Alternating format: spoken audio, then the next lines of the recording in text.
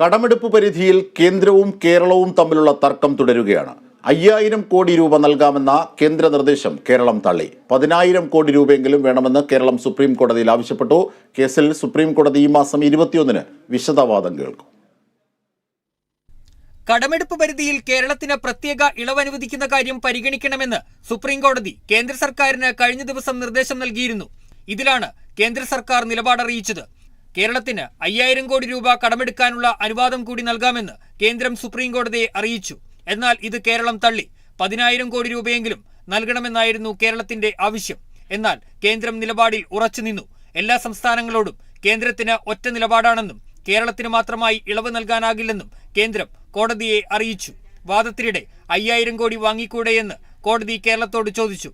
എന്നാൽ തുക വേണ്ടെന്ന് കേരളം നിലപാടെടുത്തു. വിഷയത്തിൽ വിശദമായ വാദം കേൾക്കാൻ തയ്യാറാകണമെന്ന് ഇരുകക്ഷികളും ആവശ്യപ്പെട്ടു. ഇരുവരും നിലപാടിൽ ഉറച്ചുനിന്നതോടെ കേസിൽ വിശദമായ വാദം കേൾക്കാൻ കോടതി തീരുമാനിക്കുകയായിരുന്നു. 21-ന് വിശദമായ വാദം കേട്ട ശേഷം ഇടക്കാല ഉത്തരവ് പുറപ്പെടുവിക്കാമെന്നും സുപ്രീം കോടതി അറിയിച്ചു. കടമെടുപ്പ് പരിധി വെട്ടിക്കുറച്ച് കേരളത്തെ കേന്ദ്രം സാമ്പത്തികമായി ഞെരുക്കുന്നുവെന്ന് ചൂണ്ടിക്കാട്ടിയാണ് കേരളം സുപ്രീം കോടതിയെ സമീപിച്ചത്. News desk, Kerala vision news.